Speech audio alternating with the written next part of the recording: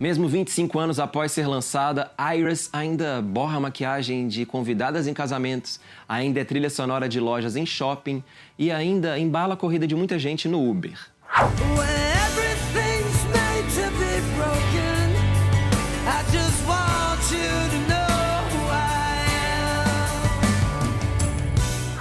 Essa música sobre um cara disposto a trocar qualquer privilégio apenas para tocar na pele de sua amada ajudou a banda americana Googoodollsbrasil a vender mais de 15 milhões de álbuns. Eu conversei com o Rzeznik, vocalista do Googoodollsbrasil, e já comecei perguntando: e aí, por que você acha que Áreas faz sucesso até hoje? I don't know. I think it just has a very simple message that everyone feels that, and I think everyone feels that inside themselves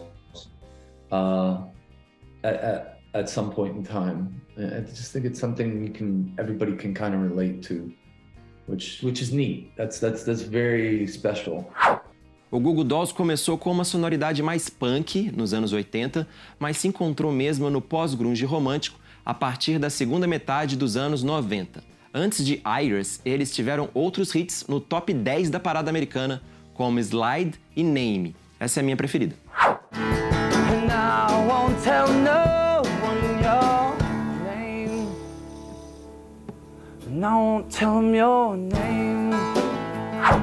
Áreas foi criada especialmente para o filme Cidade dos Anjos, que conta a história de um casal formado por um anjo, o Nicolas Cage, e uma médica, a Meg Ryan.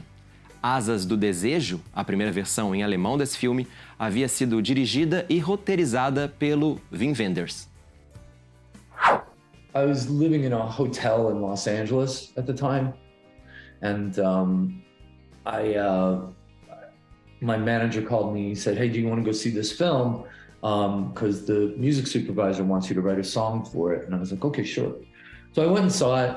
I thought the film was okay, but he showed me the scene in particular that he wanted me to write something for, and I was like, what would I say if I were this guy, and I wanted to be with this person, and just the thought of, wow, this guy is willing to give up immortality, just to be with this person, and it's like, and experience all the things that hurt about being human. O Googoodollsbrasil segue na ativa. Eles tocaram no Rock in Rio 2019 e estão em turnê com direito a show em São Paulo.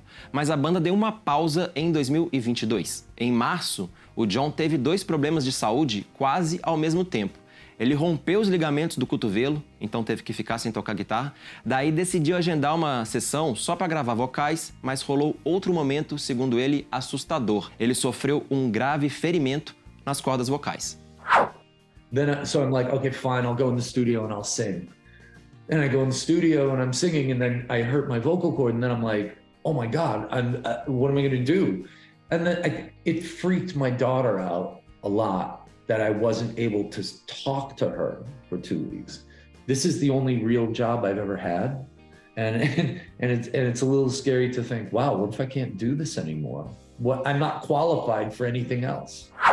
Ele tomou um monte de anti-inflamatórios, ficou bem caladinho, mas só voltou a cantar depois de semanas e semanas de exercícios vocais. Nos últimos anos, a banda tem se dedicado a compor músicas para tentar entender, segundo eles, o mundo caótico em que vivemos. Os álbuns Miracle Pill, de 2019, e Chaos in Bloom, de 2022, têm essa pegada.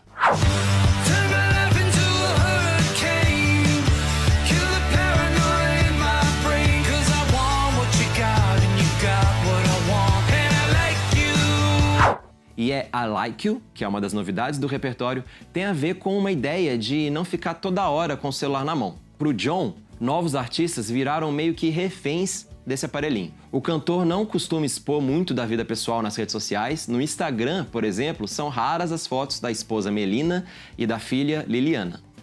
I'm just satirizing, the concept of celebrity, in the 2020s, because so much of it is so absurd. Like when you have record company A&R guys, that's the first question they ask. Well, what are the TikTok numbers on this artist? And if they don't have TikTok numbers, they don't get a record deal. when I speak to younger artists in their 20s, they talk a lot about launching their brand. And I'm just sort of like, but why don't you just write good songs and play them anywhere anybody will listen? And eventually you'll break through if you're good enough. But the world is much more complex than that. Na entrevista, o John também falou da fase pai de família.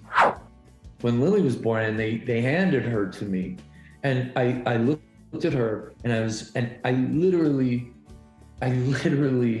said, God, just please don't let me f this person's life up. A filha e a esposa, segundo ele, foram importantes para que ele permanecesse sóbrio.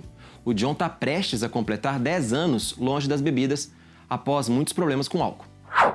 It's a little scary because there is a mythology that the alcohol or the drugs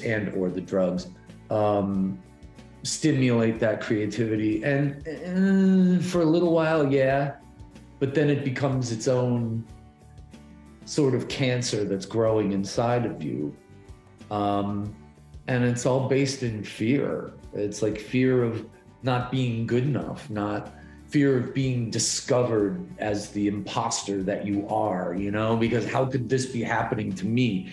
You know, why is all this good stuff happening? You know, it's like, it can really screw your head up, and it really screwed my head up. And obviously not the biggest band in the world, but it's like, that it doesn't stop you from wanting to be the best one, you know, or be the best band that we can be.